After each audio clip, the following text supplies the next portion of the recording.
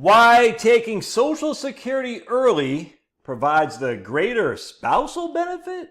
What? What? Are you going crazy, Josh? Someone has sent this to me. I forgot the dude's name, but good article. Actually, I appreciate this guy. Go Curry Cracker. Sounds racist. Sounds like he's a white Indian. Curry, get it? Indian, cracker, white. Now that was funny. I don't care what you say. That was fun. My t-shirt's on Inside Out. Ooh, side note. I am fully done my course. The people on Locals got first access to it. All right, so I'm just waiting, getting got a little bit of positive feedback so far, so I'm waiting for a little bit more feedback from the Locals crew. Who, if you want to join Locals, we went live last night, and it's fun, man. 2 hours of just bull crapping and having fun, good times, drinking beers, smoking cigarettes, and just having good old times on Locals. So you can see the Locals link in the doobly doo. But the course is just about ready. I'll probably put it out this weekend, as a matter of fact, and I am stoked. Everything you need to know about investing. Part 2. Just while I'm yapping, I'm going to turn off the, for any new enrollees for my retirement planning course. I'll turn that off by probably in a couple weeks here. So if you want to enroll in that, do that ASAP because I'm going to turn it off here in about 2 weeks. The people who've already enrolled, and there's a number of you guys, the people who've already enrolled will have access to it, but just no more new retirees. It's getting dated. That information is getting dated. And the next course I'm going to work on is Obamacare and Roth conversions because I was just talking to a guy today. I was like, man, just 2 people today. It's like, this guy's just talking to you right now, both actually from North Carolina. Isn't that weird? And this guy crushes. Both those guys crush, actually. But anyway, it's just like, there's a lot of moving parts when it comes to Obamacare, qualified dividend income, Roth conversions and stuff. And it's just, so that's going to be my next course, just navigating Obamacare and Roth conversions. All right, and I got something in my eye. Is my eye red? Do I got pink eye? I don't think I have pink eye. I know, but I got a freaking eye thing in there. What's those called? These things? Eyelash? Ugh. You ever get an eyelash in your eye? It hurts. All right. So let's read my man's article here. Go Curry, the White Indian. Why early Social Security provides the greatest spousal benefit. And I want to share with you something. I don't disagree with his numbers, his methodology, not in the least. He's making a critical mistake that all people do. I tell you, it's a critical mistake. And I'm not arguing with the methodology. I'm not in the least. The mistake is big though, and I'm going to share this with you. All right, and I hope you guys can see the mistake. Look at these old uniforms, old Atlanta Hawks shirt. What's that right there? I'm not sure. I love the old school stuff. I just went to a Facebook, and they have like an old AFL Facebook group, American Football League. Oh man. All right, so what he's going to do here. I previously outlined why I plan to collect Social Security as early as possible. All right, more money later is no match for less money early. More money later is no match for less money early, just dumped into an index fund, no matter how long I live. Okay, I don't quite understand that. I guess he's saying, hey, if I actually whatever. Okay, maybe you guys can explain it to me. More money, I guess. Bird in the hand's better than 2 in the bush. I guess is what he's saying. Maybe. Okay. Let's see. But it isn't just me that is affected by this decision. As many pointed out in the comments of that post, the odds are good that you have heard people say, I'm glad my spouse and I delayed collecting. Since their death, I have been collecting a bigger number, which is better than collecting a smaller number. And this guy says, but the question is not, do you want a smaller or a larger number after my death? The question is, do you want a larger income or a smaller income and a giant pile of cash? Okay, so, let's draw this up here real quick. So basically, and this is similar to what I do in my course. Yeah, I don't have an upside down shirt though, but I do have the mic right here for good audio, and I do have my whiteboard. So he's saying for simplicity, you can have, $2,000 a month, and we'll just say $500,000 for simplicity, or you can have $4,000 a month. All right, that's what his argument is here, and it's a good argument. I'm not going to lie. He's just again making a big mistake. All right, so do you want a larger income, the $4,000 a month, or do you want a smaller income with a giant pile of cash? He's not saying 500,000. I'm just using that for example. Where does the pile of cash come? Via investing the Social Security income received during the 8-year period between 62 and 70, and then investing into an index fund. So he's putting $2,000 a month into an index fund. That's $24,000 a year over 8 years, whatever that is. I don't have my calculator, but $24,000 a year. That's roughly $200,000 essentially. All right, so that's kind of what he's saying here. Then this is weird where the term life insurance policy. The pile can even be bigger with a term life insurance policy. My man Mike emailed me today about life insurance for older people. Dude, it's hard to get a life insurance as you age. It is. The risk to the insurance company is greater, which means the cost to you is greater. The cost of insurance is greater. It's going to be tough to get, if you're 68, 69, 70, it's going to be tough to get a term life insurance policy that's not prohibitively expensive. I'm not saying you can't apply, you can't try, but I'm just telling you right now, if you have a term policy from 20 years ago, that sucker is going to expire. If you have a term policy from 55, it's going to be tough to make that guy cheap. Let's just put it that way. And if you're in your late 60s, it's going to be tough to get a life insurance policy. That was kind of weird. I don't agree with that at all. But anyway, but I get what he's saying. By definition, if you can choose to delay Social Security, you can choose to invest it rather than spend it if you take it earlier. Okay, we are doing this for the good of our spouse after all. After 8 years of such investment, we would accumulate $100,000 based on a typical inflation investment returns with a PIA of $1,000. For easy math, my PIA is $3,000, and so we have accumulated $300,000. No, you're wrong. Your PIA, if it's $3,000, if you take Social Security early, your benefit won't be $3,000. I mean, I was surprised by that. It's kind of a rookie's mistake here. Again, he says my PIA is $3,000, so we would have accumulated $300,000 because he's saying if you had a PIA of $1,000, he would have accumulated $100,000. But it's just not true because if you take Social Security at 62, you don't get your PIA. You get your PIA minus 32%, I think is what it is. So that's odd. I mean, but that's not. But his gist of the argument is still right. I'm telling you. Now, the larger delayed benefit income starts to turn the curve around and at some point breaks even. Of course, that happens after 25 years. All right, so he's saying if you invest your money, all right, and you're 62, it'll be 62 plus 25, 87, according to what his rate of return is going to be. You'll be 87 before you get that break-even point for delaying Social Security. I absolutely agree with that. Again, I want to point this out. So he's saying we take this $2,000 a month and we invest it versus $4,000 a month. All right, so by the time the $2,000 a month plus the investment money, that'll grow until we're 87 years old when finally the $4,000 a month becomes more than that, if that makes sense. And that's not a very good graph, but you get the gist. So actually it'd be the other way around. Actually it should be like this. It should be the $2,000 a month, that's what it should be, would be paying more until about 87 when the $4,000 a month will finally supplant that when you factor in the $2,000 a month plus the invested money. I completely agree with that, 100%. And I'm going to share with you where he makes a mistake, though. And then he said inflation, so he basically saying a break-even point could be 17 years, it could be 27 years, something like that is kind of what he's saying, depending on what kind of rate of return you get investments. In fact, he makes a good point right here, a great point. He goes, even with a 0% investment return, cash is sitting under the table, on the mattress, the break-even point is 17 years. So even if you don't get any investment on your money, any return on your money, your break-even point would be basically 80 years old, so 62 to 79 years old. Even if you get no return on your money, right? Good point. He's making a good point. All this is right. These are absolutely right. He's spot on here. All right. All this is good stuff. All right, let's keep going. Assuming this is for the benefit of the spouse, 9% of women and 15% of men who are alive at 62 will die at age 70, a fairly small number. All right, my spouse will still be alive in 8 years, seems reasonable to the delay, says what he's arguing against that. But the number increases to 60% deceased for women and 71% at age 87 when waiting for Social Security to break even when we have a normal rate of return. So at 100%, most spouses will be dead well before 87. You're dead, all right?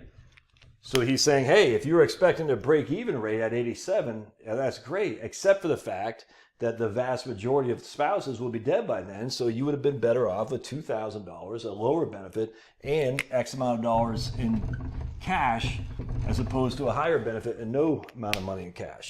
He's 100%, these are all 100% correct, 100% correct. All right, assuming the benefit, but that number increases, we talked about that. All right, so maybe all this is okay. We delay Social Security for a greater spousal benefit in case where we die, inflation is higher, our spouse outlive it. Well, okay, that's fine. But anyway, so then he goes investing for long-term spousal benefit.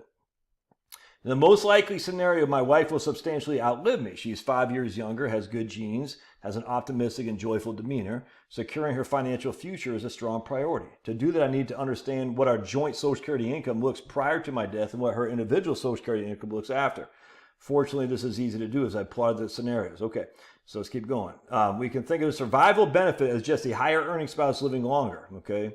But then he says, if we can get a greater return on investment elsewhere, then delay never comes out ahead.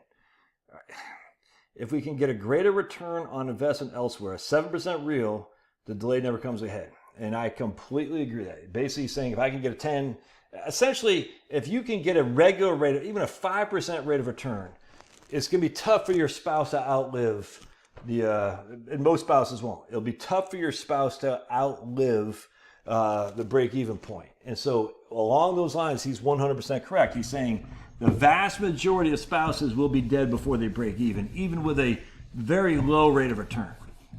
And they won't have access to a bunch of capital. All right, so where he's making the mistake, all right, so I just want to look. I just want you to see this. A 3% real rate of return with no volatility is a nice thing. To get it, we just need to have a guaranteed loss. I didn't get that. I'm waiting. Oh, because I want to show what he says here. It's pretty interesting. I like this point he made. It's a good point. I'll see if I can't find it. Going back to this, even with a 0% investment rate of return, cash is sitting in a mattress. The break-even point is 17 years. A fun data point: there's no historical 20-year period in which the S&P return was negative. Okay, so by delaying Social Security, the 20-year return is virtually guaranteed to be negative. It's confusing there, but what he's saying is we've had no 20-year return where you got no return on your S&P 500. And I don't argue that at all. I'm not going to sit there and say, that's wrong. 100% right. All these things are right. So why am I arguing against it? Because typically, he's making the mistake, not typically, because he's making a typical mistake.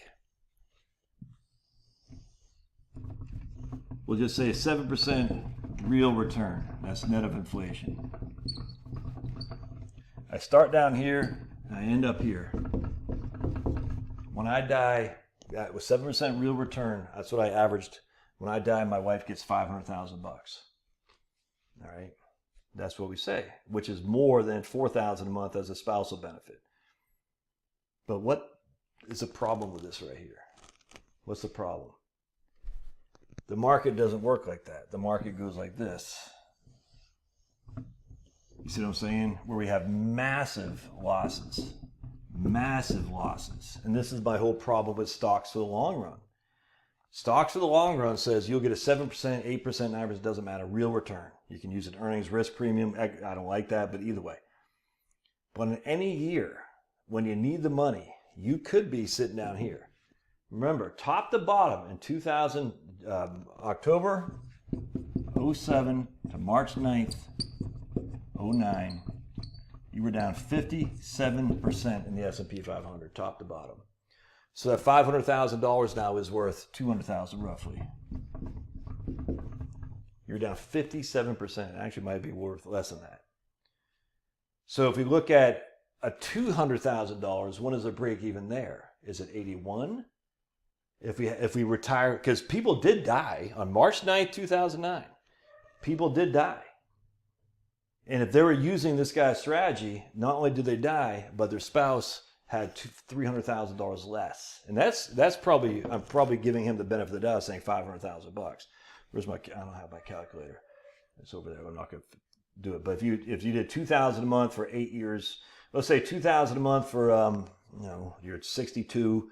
You did $2,000 a month for 30 years. I have no clue what that'd be. But let's just say it's $500,000. Secondly, do you really think you're going to invest that money? I don't. But anyway, keep it for whatever. That's not an argument I want to make. Then we had January 00 to Q1 2003. The market was down 9, 12, 22, and another 10% in 2003. And I don't know off the top of my head what that top to bottom was here, but let's just say 50%. Someone died right here. Likely to happen to you? Man, I don't know. But someone did. It's just a fact, Jack. Now, you can make an argument 73, 74. Top to bottom is 44%. You could also make an argument, yeah, but what if you died up here? Yeah, that's true. That's the risk. That's the risk you're taking. The volatility of the markets is no different than the 4% rule, which I've destroyed before. And again, as always, I got to say, I love me some Bill Bangin, 100%. But the 4% rule is flawed based on similar things that you're spending each and every year increases with inflation. There's no evidence of that at all. The problem is when you look at these average rates of return, again, the stocks in the long run, it always forgets these bottom out things. It always does. And then we can look at like Japan. You know what I'm saying? Japan from 1991 to 2012 was just freaking rock bottom, dude. So now we say, okay, what if we don't get 7% real return? What if we get 2% real return? Does that reduce the volatility?